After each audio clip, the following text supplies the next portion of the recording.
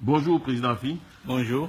Alors, récemment, dans une interview accordée à un organe international, vous avez estimé que la démarche du pardon du président de l'Assemblée nationale était sujette à caution. Est-ce que vous pouvez expliquer un peu les raisons de cette méfiance? Mais d'abord, la première chose, c'est que chacun d'entre nous doit savoir que la rébellion armée en Côte d'Ivoire est l'œuvre de M. Soro Diom. Et que c'est cette rébellion armée qui a endeuillé la Côte d'Ivoire et que c'est cette rébellion armée qui est la principale cause du malheur de milliers d'Ivoiriens, à commencer d'abord par les militants du Front populaire ivoirien et les partisans du président Gbagbo Laurent. Si aujourd'hui des Ivoiriens sont en exil, c'est à cause de M. Soro Diom. Si aujourd'hui des Ivoiriens sont en prison, c'est à cause de M. Soro Diom. Si aujourd'hui le président Gbagbo Laurent est en prison à la CPI, c'est à cause de M. Soro Diom. Et pourtant, pendant tout ce temps, de 2002 à 2010, plusieurs occasions ont été offertes à M. Soro Diom de mettre fin à la spirale de la violence. D'abord à travers l'accord de Marcoussis.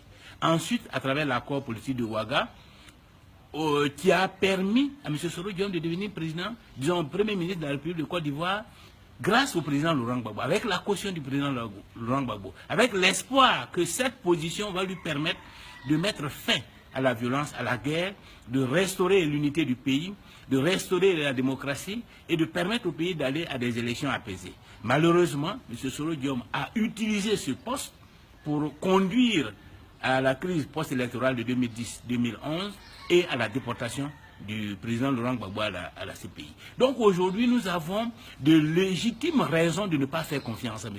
Soro Diom et de le considérer comme la cause de nos malheurs. S'il dit qu'il a changé, il faut qu'il le prouve par des actes. Ce n'est pas par des déclarations. Il est l'une des personnalités principales du régime actuel. Je peux dire même la deuxième personnalité du régime actuel. Il a la possibilité, ici en Côte d'Ivoire, de faire en sorte que les prisonniers politiques soient libérés.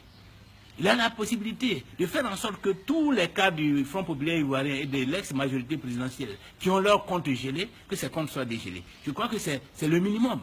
Il était à Paris. Il a rencontré le président Henri Konan Bédié. De quoi ont-ils parlé? Pourquoi c'est au retour de Paris qu'il dit qu'il va aller demander pardon à M. Henri Konan Bédié qu'il vient de quitter il y avait quelques heures? Pourquoi n'avait-il pas profité de sa présence à Paris pour rendre visite au président Laurent Gbagbo qui se trouve à La Haye et lui demander pardon? Et que ce soit à Abidjan qu'il vienne dire « je vais retourner à la CPI et demander pardon au président Laurent Gbagbo ». Or, aujourd'hui, ce dont nous avons besoin, ce dont le président Laurent Gbagbo a besoin, ce sont des actes qui vont lui permettre de prouver son innocence et de retrouver la liberté. Et donc, M. Soro Diom, s'il est sincère, doit aller d'abord témoigner devant la CPI de ce que M. Laurent Gbagbo est innocent et qu'il n'est pas coupable de tous les chefs d'accusation qui sont portés contre lui. Et qu'ensuite, il fasse en sorte que tous les prisonniers politiques en Côte d'Ivoire, à commencer par Mme Simone Gbagbo, tous les cas du Front populaire ivoirien, retrouvent la liberté. À partir de ce moment-là, il n'aura même pas besoin de parler de pardon. Le pardon lui sera accordé en conséquence. Et donc, le pardon, d'accord, mais la libération des prisonniers, à commencer par le président Laurent Gbagbo, d'abord. Et je crois que c'est ce que nous attendons. Nous attendons des actes et non des mots. Mais, Président Afi, vous-même, vous avez fait du pardon, de la réconciliation nationale, votre cheval de bataille. Quelle est la différence entre la démarche du président de l'Assemblée nationale et vous qui avez fait la promotion des États généraux de la République? Mais je crois que c'est une façon de nous rejoindre 3 ou 4 ans après, puisque depuis 2013, nous parlons de réconciliation nationale. Nous parlons d'États généraux de la République. C'est le même régime qui nous a répondu à l'époque que c'était du bavardage. Et quand le chef de l'État parlait de bavardage, M. Soro Diom était là. Il n'avait rien dit.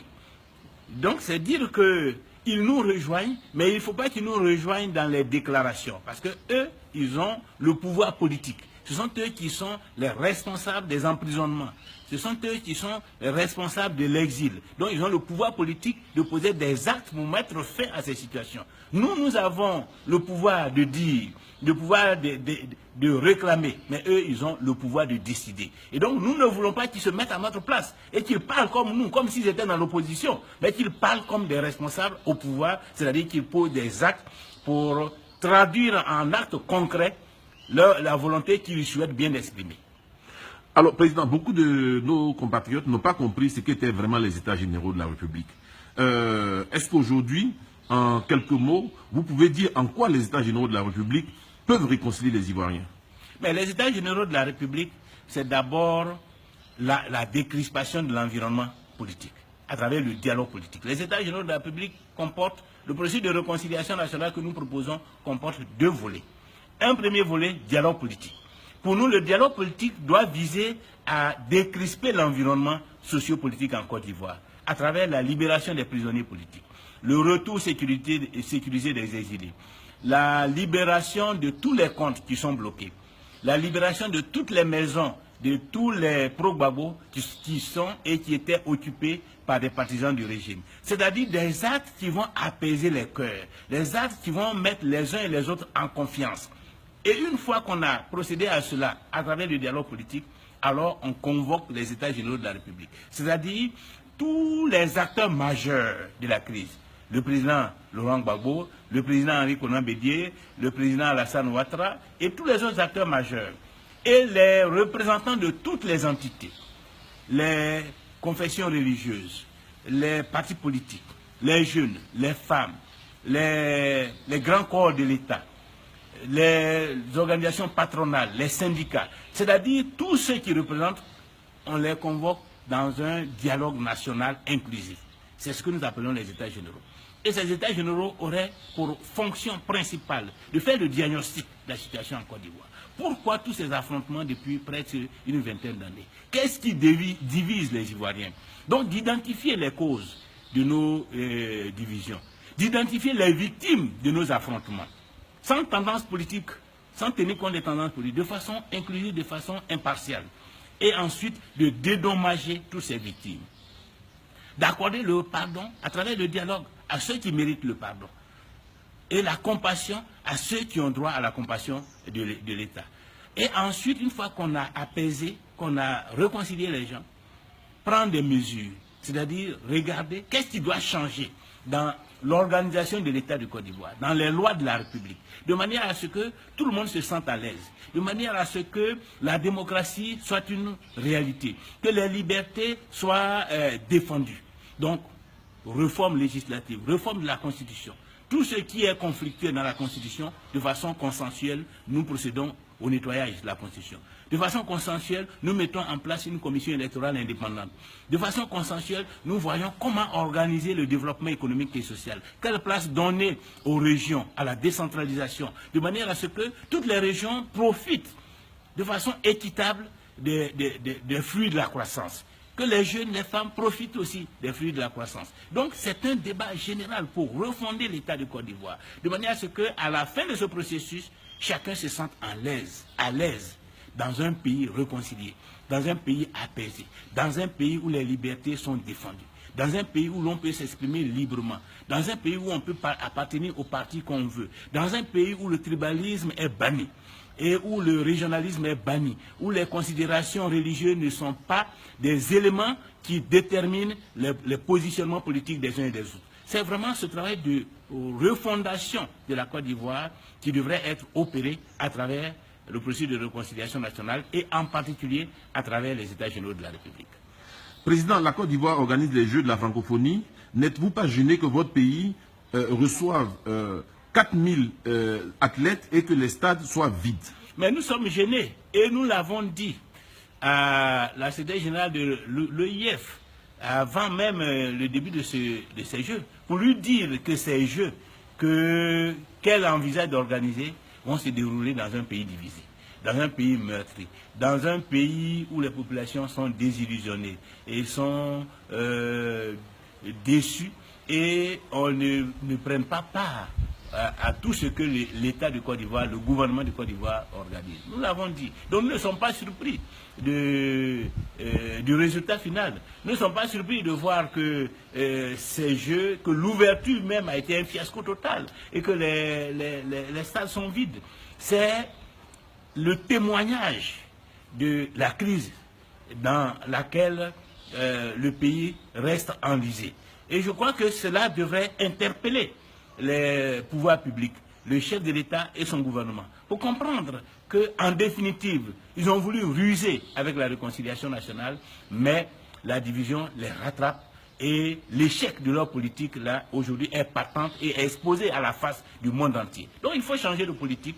Et pour nous, le changement de politique, c'est que ce pouvoir-là comprenne qu'il ne peut pas réussir tout seul dans ce contexte-ci, qu'il faut qu'il ouvre, qu'il abandonne certaines politiques sectaires de rattrapage, qu'il abandonne la logique de punition des pro-Gbagbo, qu'il abandonne la logique d'incarcération, de maintien en prison de centaines d'officiers de l'armée, de milliers de cadres du parti, et qu'on s'asseye autour de la même table pour parler de réconciliation, pour parler de justice équitable, parce que c'est la seule voie qui peut permettre à la Côte d'Ivoire de rompre avec les violences du passé. C'est la seule voie qui peut permettre à la Côte d'Ivoire, si demain elle doit organiser d'autres manifestations de cette envergure, de voir tout le peuple mobilisé autour de cette manifestation. Dernière question, Président. Alors, le régime de M. Ouattara est critiqué en interne, il est boudé par une partie des Ivoiriens, mais on se rend quand même compte qu'à l'international, ce régime arrive à lever de forts montants, de gros montants pour le financement du développement. Il n'y a pas une contradiction? Non, il n'y a pas de contradiction. Parce que la Côte d'Ivoire, ce n'est pas le régime de M. Ouattara. La Côte d'Ivoire, c'est l'État de Côte d'Ivoire qui existe depuis son accession à la souveraineté internationale, qui a des atouts, qui a ses ressources, qui a son patrimoine économique et financier.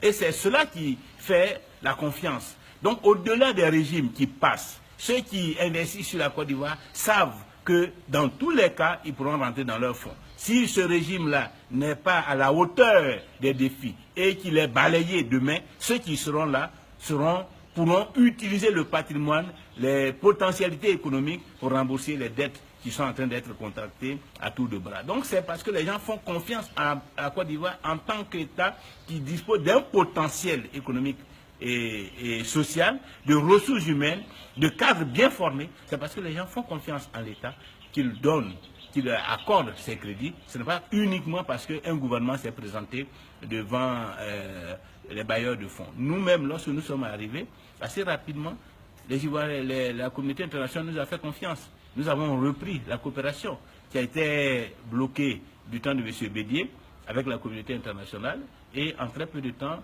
nous avons pratiquement atteint le point d'initiative PPTE et cela aurait pu nous permettre assez rapidement s'il n'y avait pas eu la rébellion armée. Donc la communauté internationale fait confiance en la Côte d'Ivoire en tant que nation, mais elle attend de voir comment ceux qui sont au pouvoir provisoirement vont gérer ces ressources. Dans tous les cas, elles savent aussi qu'il y a une opposition responsable qui, si demain elle arrive au pouvoir, est capable d'assumer efficacement les engagements qui auront été pris par les régimes précédents. Mais avec ce surendettement, il n'y a pas de risque qu'on retourne encore à une deuxième initiative PPTE? C'est sûr. Et c'est pourquoi il ne faut pas laisser ce régime-là s'éterniser. Et que 2020 doit nous permettre de nous débarrasser de ce régime. Sinon, nous risquons encore de nous retrouver dans des situations très difficiles. Et donc, il faut mettre fin à ce régime avant qu'il ne soit trop tard. Avant que M. Ouattara nous conduise encore soit à une autre dévaluation, soit à un nouveau programme PPTE. Merci, Président. Moi, je vous remercie.